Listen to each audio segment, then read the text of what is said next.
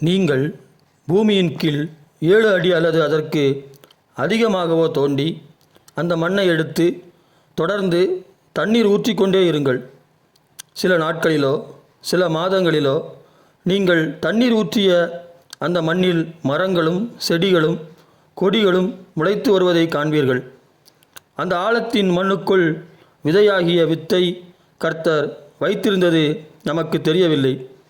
ஆனால் நாம் தண்ணீர் ஊற்றியவுடன் தண்ணீரானது வித்தின் மேல் அந்த விதையின் மேல் பட்டவுடன் அது தான் இருப்பதை வெளிப்படுத்துகிறது. அது மண்ணுக்குள் மறைந்து கொண்டிருந்தது, இல்லை ஒளிந்து கொண்டிருந்தது. தண்ணீர் அதன் மேல் பட்டவுடன் அதால் அந்த வித்தால் அந்த விதையால் தன்னை மறைத்து கொள்ளவும் முடியவில்லை, ஒளித்து கொள்ளவும் முடியவில்லை. அந்த வித்தாகிய விதையானது தண்ணீர் படுவதற்கு முன் நாம் இப்படி பிறந்தோம், இப்படியேத்தான் இருக்கப் போகிறோம் என்று நினைத்திருக்கும். சில விதைகளின் மேல் சில நாட்கள் தண்ணீர் பட்டு கொண்டிருந்திருக்கும். அந்த வித்தாகிய விதைகள் அந்த தண்ணீரால் நம்மை உயிர்ப்பிக்க முடியாது.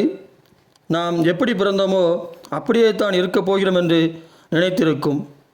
உங்களுக்குத்தான் தெரியும் ஒவ்வொரு விதையும் எவ்வளவு நாட்களில் முளைக்கும் என்றும் எவ்வளவு நாட்கள் கழித்து மண்ணிற்கு மேல் வெளிப்படும் என்றும். பாவம் அந்த வித்தாகிய விதைகளுக்கு தெரியாதல்லவா?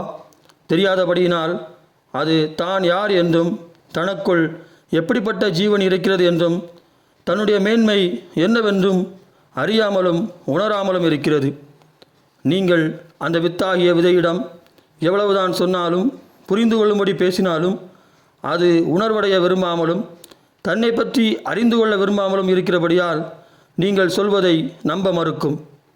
அந்த வித்தாகிய விதையானது தான் பிறந்த பொழுது எப்படி இருந்ததோ அப்படியே விசுவாசிக்கிறபடியினால் அது மாற்றமடைய விரும்பாமல் இருக்கிறது. விசுவாசம் என்பது நம்பிக்கையின் மேல் நம்பிக்கை, அவிவிசுவாசம் என்பதும் நம்பிக்கையின் மேல் நம்பிக்கைதான். நீங்கள் முடியும் என்று நம்புகிற அந்த நம்பிக்கையின் மேல் உள்ள அந்த நம்பிக்கை விசுவாசம் அல்லவா? நீங்கள் முடியாது என்று நம்புகிற அந்த நம்பிக்கையின் மேல் உள்ள அந்த நம்பிக்கை அவிவிசுவாசம் தானே. சுருக்கமாக சொன்னால் நன்மைக்கு ஏதுவான நம்பிக்கையின் உறுதி விசுவாசம் எனவும் தீமைக்கு ஏதுவான நம்பிக்கையின் உறுதி அவிவிசுவாசம் எனவும் புரிந்து கொள்ளலாம். மரித்தோரை எழுப்புங்கள் என்று இயேசு சொன்னார். இதை நீங்கள் செய்வதற்கு விசுவாசிக்க முடியாமல் போகுமென்றால் நீங்கள் நிச்சயம் விசுவாசித்து அதை நிகழ்த்த முடியும். நீங்கள் முடியாது என்கிற அந்த நம்பிக்கையின் மேல் உறுதியாய் நிற்கிறீர்கள். நீங்கள் புரிந்து கொள்ளும்படி சொன்னால் நீங்கள் ஒரு நம்பிக்கையில் உறுதியாய் நிற்கிறீர்கள். இங்கு நீங்கள் முடியும் முடியாது என்கிற இவைகளில் எவற்றின் மீதுள்ள உங்கள் நம்பிக்கையில் உறுதியாய் நிற்கிறீர்களோ அதன் அடிப்படையில் நீங்கள் விசுவாசிகள் என்றும் விசுவாசிக்க முடியாதவர் என்றும் அழைக்கப்படுவீர்கள். நீங்கள் உங்கள் தேவனாகிய கர்த்தருடைய வார்த்தைக்கு கீழ்ப்படிவது அவர் உரைத்த வார்த்தையின் மேலுள்ள உங்கள் நம்பிக்கையின் உறுதியை பொறுத்து இருக்கும். எப்படி தேவனாகிய கர்த்தர் மண்ணுக்குள் விதையாகிய வித்தை வைத்தாரோ அப்படியே மண்ணாகிய உங்களுக்குள் அவருடைய வித்தையும் வைத்தார். அந்த வித்தின் மாதிரி வடிவம்தான் இயேசு என்னும் மனிதர். தேவனாகிய கர்த்தர் நம்மை அவருடைய சாயலாகத்தான், அதாவது அவருடைய மாதிரியாகத்தான் சிருஷ்டித்தார். எல்லா மனிதருக்குமான ஆதி தகப்பனான ஆதாம் அந்த தன் தேவனுடைய சாயலை ஏதேனிலே தொலைத்து விட்டான். இந்த தொலைந்து போன நமக்கு கொடுக்கப்பட்ட தேவனுடைய சாயலை மீட்டெடுத்து மீண்டும் மனுக்குலத்திற்கு கொடுப்பதற்காகத்தான் நம்முடைய தேவனாகிய கர்த்தராகிய இயேசு கிறிஸ்து வந்தார். நாம் தேவனுடைய சாயலாக முடியும் என்பதற்கு இயேசு கிறிஸ்து தான் முன் அடையாளம். ஒரு மனித மாம்சத்திற்குள் தேவனுடைய ஆவி வந்த பொழுது அந்த மனித மாம்சமானது தேவகுமாரனானது. உங்களுக்குள் கிறிஸ்துவின் ஆவியாகிய பரிசுத்த ஆவி வருகிற பொழுது உங்களுக்குள் தேவனுடைய ஆவி இருப்பதினால் நீங்களும் தேவனுடைய குமாரர்கள், தேவனுடைய புத்திரர்கள் என்று அழைக்கப்படுவீர்கள். ஆதியிலே கிறிஸ்தவர்கள் என்கிற பெயர் எப்படி வந்தது? அவர்கள் பிரசங்கித்த இயேசு கிறிஸ்துவை அவர்களில் கண்டார்கள். கிறிஸ்துவின் ஆவி அவர்களுக்குள் இருந்ததினால் கிறிஸ்து அவர்களில் காணப்பட்டிருந்தார். கிறிஸ்துவும் அவனும் இருந்தபடியால் அவன் கிறிஸ்தவன், கிறிஸ்துவும் அவர்களும் இருந்தபடியினால் அவர்கள் கிறிஸ்தவர்கள். கடைசி நாட்களில் தேவபுத்திரர்கள் வெளிப்படுவார்கள். இது தேவபுத்திரர்கள் வெளிப்படும் காலமாயிற்றே. நீங்கள்தான் அந்த தேவபுத்திரர்கள். நீங்கள் உங்களுக்குள் தேவனுடைய வார்த்தையாகிய தண்ணீரை ஊற்றுங்கள், ஊற்றிக்கொண்டே இருங்கள். தினமும் அது ஒரு வசனமாக இருந்தாலும் பரவாயில்லை.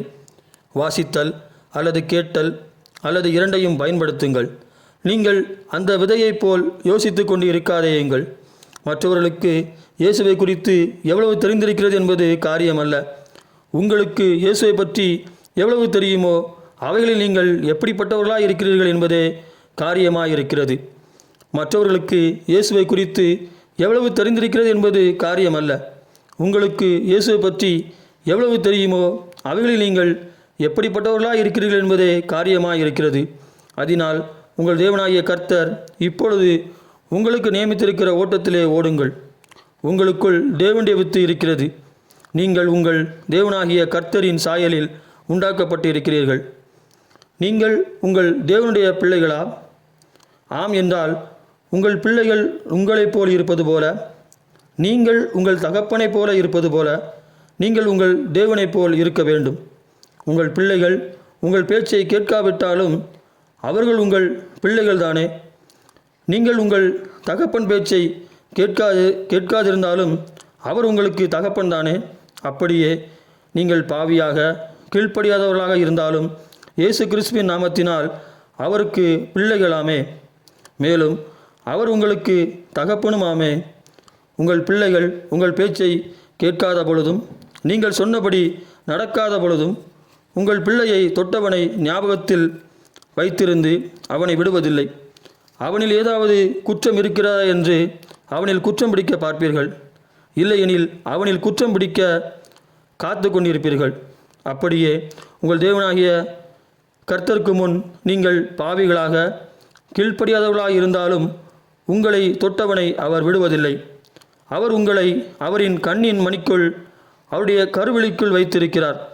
உங்களை தொடுகிறவன் அவருடைய கண்மணியை தொடுகிறான் என்கிற சகரியா 2:8 சொல்லப்பட்ட சேனைகளின் கர்த்தருடைய வார்த்தை அவர்கள் பிதாக்களைப் போல கீழ்ப்படியாமையாக இருக்கிற பொழுதல்லவா சொல்லப்பட்டது. உங்களுடைய நீதி நிமித்தம் அல்ல, உங்கள் தேவனாகிய கர்த்தருக்கு நீங்கள் பிள்ளைகளாக இருக்கிறபடியினால் உங்களை தொடுகிறவன் அவருடைய கண்மணியை தொடுகிறான் என்கிறார். உங்களுக்காக கர்த்தர் பாராட்டும் வைராக்கியம் இங்கே பார்க்கிறீர்கள். அவர் உங்கள் தகப்பனானால் உங்கள் வைராக்கியம் எங்கே? அவர் உங்கள் தகப்பனானால் உங்கள் வைராக்கியம் எங்கே? உங்கள் பொல்லாத வழிகளையும் உங்கள் பொல்லாத கிரியைகளையும் விட்டு திரும்புங்கள் என்று சேனைகளின் கர்த்தர் சொல்லுகிறார். நீங்கள் உங்கள் தேவனாகிய கர்த்தராகிய இயேசு கிறிஸ்துவுக்கு செவி கொடுங்கள். நீங்கள் அவரை போல் ஆகும்படி உங்களுக்காக சிலுவையில் அடிக்கப்பட்டு மரித்து உயிர்த்தெழுந்த இயேசு கிறிஸ்துவை கவனிங்கள் என்று உங்கள் கர்த்தர் சொல்கிறார்.